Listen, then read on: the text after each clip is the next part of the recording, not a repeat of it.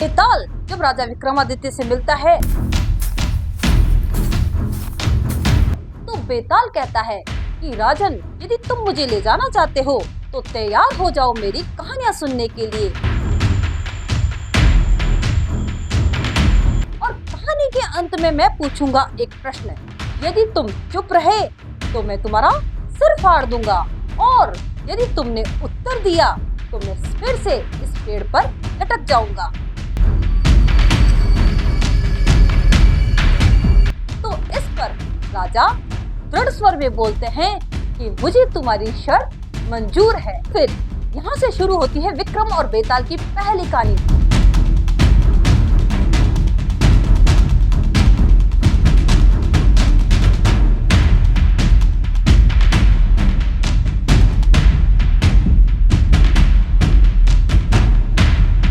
नमस्कार दोस्तों, मेरा नाम है ज्योति चौहान और आप देख रहे हैं लर्निंग लेगेसी, जहां पर हम रहस्य, रोमांच और मनोरंजन से भरी कहानियां लेके आते हैं। तो बने रहिए मेरे साथ लर्निंग लेगेसी। बेताल राजा विक्रमादित्य से कहता है कि सुन राजा विक्रमादित्य, यदि तू मुझे ले जा रहा है तो सुन, रास्ता बहुत लंबा है और जंगल भी बहुत घना है। तो इस रास्ते को काटने के लिए मैं तुझे सुनाऊंगा कहानियां, और उस कहानी के अंत में छिपा होगा एक प्रश्न और तुझे देना होगा इस प्रश्न का उत्तर।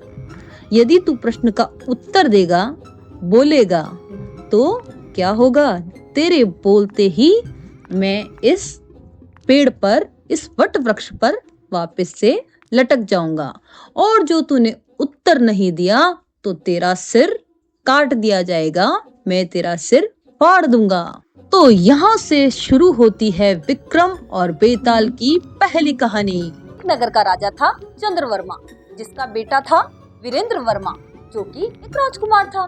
जब राजकुमार एक दिन घूमने निकलता है अपने दोस्त के साथ, तो उसको एक ब्राह्मण की कन्या दिखती है, मदन मंजरी। मदन मंजरी जब उसको दिखती है तो राजकुमार उस पर मोहित हो जाता है। अब जब मोहित हो जाता है तो दोनों एक दूसरे से मिलते हैं। दोनों जब एक दूसरे से मिलते हैं तो उनमें प्रेम हो जाता है। अब प्रेम को विवाह में परिवर्तित करने के लिए राजकुमारी और राजकुमार दोनों विवाह के बंधन में बंध जाते हैं।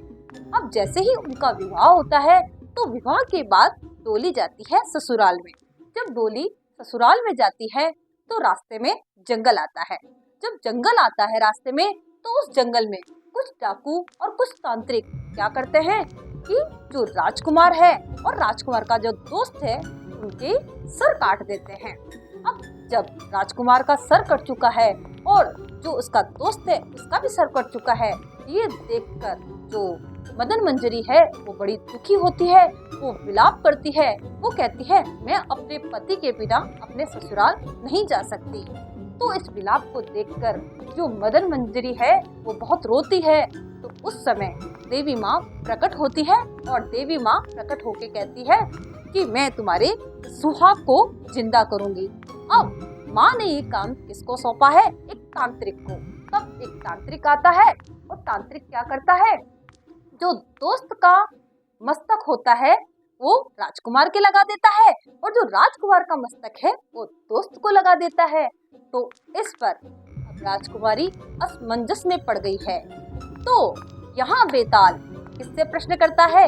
विक्रम से प्रश्न करता है, हे विक्रम, अब बता कि राजकुमारी किसे अपना पति मानेगी? तो इस पर विक्रम अपने बुद्धि चातुर्य के हिसाब से उत्तर देता है कि हे बेताल, सुनो, हमारे मानव शरीर में जो प्रमुख अंग है वो क्या है? मस्तिष्क है। तो हमारे शरीर का जो प्रमुख अंग होता है वो मस्तिष्क होता है, क्योंकि जो मस्तिष्क है उसी के हिसाब से हमारा पूरा शरीर काम करता है। तो जिसके ऊपर मस्तिष्क है वही उस राजकुमारी का पति है, वही मदन मंजरी का पति है। तो इस पर बेताल बहुत खुश होता है कि वाह विक्रमादित्य, तू तो बहुत ही साहसी और बुद्धि चातुर्य के हिसाब से तूने बहुत अच्छा उत्तर दिया है, लेकिन तू फिर मात खा गया। मैंने तुझे क्या कहा था कि तुझे चुप रहना है और तू इस शर्त से चूक गया। अब तू बोला और अब देख मैं उड़ रहा हूँ। और बेताल उड़कर उस पेड़ पर वट वृक्ष पर वापस जाके लटक जाता है। तब विक्रमादित्य मुस्कुराते हैं और बेताल को कहते हैं, हे बेताल, जब तक तू मेरी पीठ पर रहेगा मैं तेरे सारे प्रश्नों के उत्तर दूंगा और तेरी सारी कहानियां सुनूंगा। इस प्रकार साहस से, निडरता से, निर्भीकता से वो क्या करते हैं, विक्रमादित्य बेताल के पास आते हैं और बेताल का और विक्रम का ये अनोखा सफर शुरू होता है।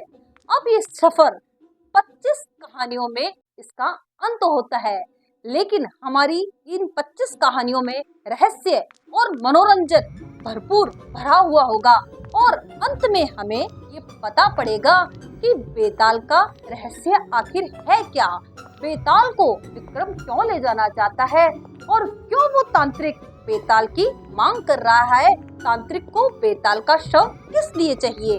तो हम इन 25 कहानियों के बाद में इसका रहस्य जानेंगे। मनोरंजन के इस सफर को हम जारी रखेंगे जहां रहस्य होगा, रोमांच होगा। और भाग 2 में हम मिलेंगे विक्रम और बेताल की दूसरी स्टोरी के साथ, दूसरी कहानी के साथ।